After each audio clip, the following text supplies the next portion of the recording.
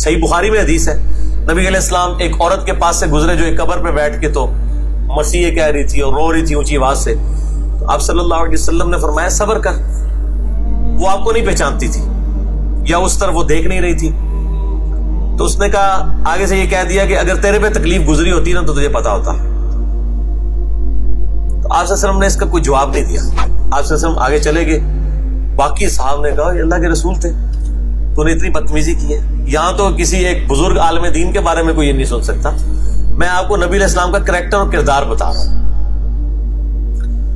وہ عورت دوڑتی ہوئی حضور کے پاس ہے، یا رسول اللہ غلطی ہوگی، یہ ہوگی، وہ ہوگی. آپ صلی اللہ علیہ وسلم نے اس ٹاپک پہ بات ہی نہیں کی ہے کہ تو نے گستاخی کر دی. یا رسول اللہ میں صبر کر لیتی ہوں. آپ نے بس جب اللہ کی باری بات آئی تو آپ نے فرمایا کہ صبر تو صدمے کے آغاز میں ہوتا ہے، بعد میں نہیں.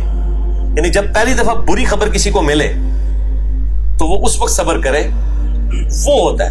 پورا رو پیٹ کے اپنا کام پانی سے باہر گئے، چلو جی اے لوگ ہیں اتنی لمبی لمبی سٹوریاں سناتے ہیں، یار دیکھو جی آیا اور رو پیٹ کے کہتے ہیں نہیں دیکھو پھر بھی اسی صبر کر رہے ہیں، گالاں بھی کڈن گے دشمن کو، پھر بھی صبر کر لیں. تو آپ صلی اللہ علیہ وآلہ وسلم نے فرمایا صبر صدمے کے ابتدا کے وقت ہوتا ہے. الحمدللہ. صحیح مسلم میں ایک حدیث ہے، ام سلمہ رضی اللہ تعالی عنہا وسلام اللہ علیہا، ان کا خاوند فوت ہو گیا ابو سلمہ، ان کو خبر ملی جنگ میں شہید ہو گئے. انہوں نے نبی علیہ السلام سے ایک دعا سنی ہوئی تھی کہ جو شخص مصیبت اور پریشانی میں اگر ایک دعا ہے ایسی وہ پڑھ لے تو اللہ تعالیٰ اس صدمے کی کمپنسیشن اس سے بھی بہتر فرما دے گا. اور دعا آپ کو پتہ کیا ہے؟ انا للہ و انا الیہ راجعون. یہ مشکات میں آپ کو کتاب الجنائز چیپٹر پہلی جلد کے اندر، اس میں پہلی فصل کے اندر مل جائے. بے شک ہم اللہ ہی کے ہیں اور ہم نے بھی اللہ ہی کے پاس لوٹ کے جانا ہے. یعنی اگر مطلب ہمیں کوئی نقصان پہنچا ہے یا ہمارا کوئی مر گیا ہے یا مالی نقصان ہوا ہے تو یہ نقصان ہو گیا، اللہ کے پاس چیز چلے گی تو ہم نے بھی ایک نہ ایک دن ہم نے بھی تو چلے ہی جانا ہے. اس چیز بھی چلے گی تو کیا ہوا، چاہے وہ مال تھا، چاہے دولت تھی، چاہے کوئی سٹیٹس تھا، کوئی عہدہ تھا، کوئی رشتہ دار تھا، کوئی بھی چیز تھی. اللہم اجرنی فی مصیبتی، یہ پہلا حصہ تو قرآن میں بھی ہے. اللہم اجرنی، یہ میم کے اوپر جزم ہے، یعنی اس کو آپ نے جھٹکے سے پڑھنا. اللہم اجرنی فی مصیبتی، اے اللہ مجھے اجر عطا فرما اس مصیبت میں. کیونکہ بخاری مسلم میں حدیث ہے جب بھی کسی کو کوئی مصیبت پہنچتی ہے تو اللہ تعالیٰ اس کے بدلے اس کے گناہوں کو معاف کر دیتا ہے. حتیٰ کہ کسی مسلمان کے پاؤں میں کانٹا بھی چبھے، اسے کوئی دکھ درد اندیشہ بھی پہنچے، بخاری مسلم میں اندیشے کے بھی الفاظ ہیں. اندیشہ یہ ہے کہ بھی ہوا کچھ نہیں، ابھی ٹینشن لگ گئی ہے کہ یار کدھر نہ ہو جائے. اگر یہ بھی اسے کوئی تکلیف پہنچی ہے نا اور اس کے اوپر بھی کہ نہیں جو اللہ کی مرضی اللہ خیر ہی کرے گا، تو اللہ تعالیٰ اس کے بدلے بھی اس کے گناہوں کو معاف کرتا ہے. سبحان اللہ، اللہ اکبر کبیرہ والحمدللہ کثیرہ وسبحان اللہ بکرۃ واصیلہ. ٹینشن کے اوپر بھی ثواب ہے جی، موجہ ہی موجہ، دکھ درد اندیشہ حتیٰ کہ پاؤں میں کانٹا بھی چبھ جائے. تو اللہم اجرنی فی مصیبتی، اے اللہ اس مصیبت میں مجھے اجر عطا فرما. وَأَخْلِفْ لِي خَيْرًا مِّنْهَا، اور میرے لیے اس سے بہتر نعم البدل بنا دے. یعنی اگر تو نے مجھ سے میرا خاوند لے لیا نا، مجھے اس سے بہتر خاوند عطا فرما.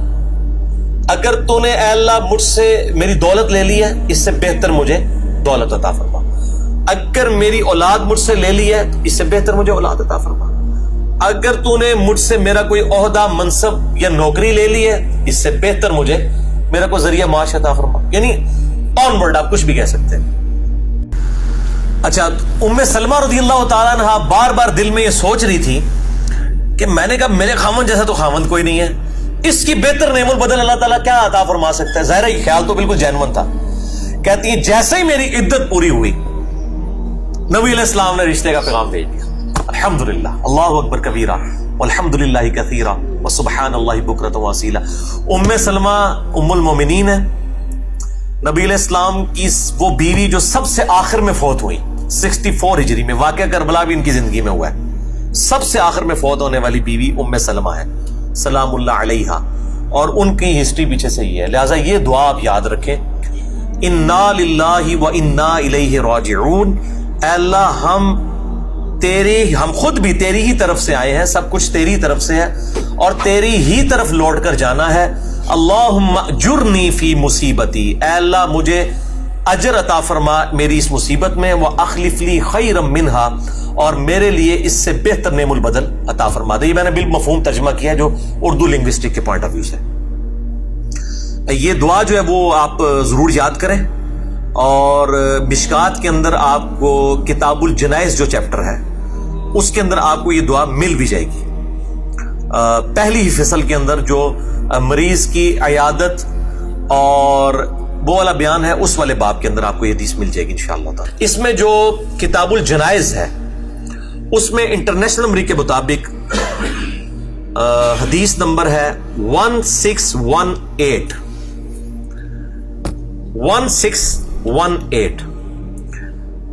اس میں انہوں نے جو ہے وہ عربی، ان سے ویسے الفاظ جو ہیں وہ دوسرے لکھے گئے ہیں، انہوں نے وہ لکھ دیا ہے اللہم اجرنی فی مصیبتی، لیکن یہ لفظ ہے اللہم اجرنی فی مصیبتی، یعنی الف کے اوپر جزم اور جیم کے اوپر پیش اور باقی وہی الفاظ ہیں. میں یہ کلیئر کر دوں، وَأَخْلِفْ لِي خَيْرًا مِنْهَا.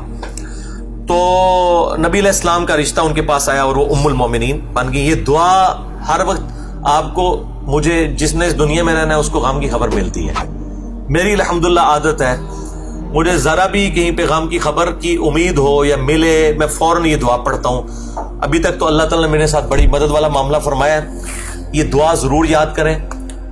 غم اور مصیبت اور پریشانی اور نقصان کے وقت جیسے ہی آپ کو پہلی دفعہ خبر ملے تو یہ دعا پڑھ لیں، انا للہ و انا الیہ راجعون، اللہم اجرنی فی مصیبتی واخلف لی خیرا منہا. تو اللہ تعالیٰ بہتر، یعنی آپ کو کسی نے بتایا کہ جی آپ کو تو یہ بیماری لگ گئی ہے، ڈاکٹر نے بتا دیا، اسی وقت پڑھیں انا للہ و انا الیہ راجعون، اللہم اجرنی فی مصیبتی واخلف لی خیرا منہا.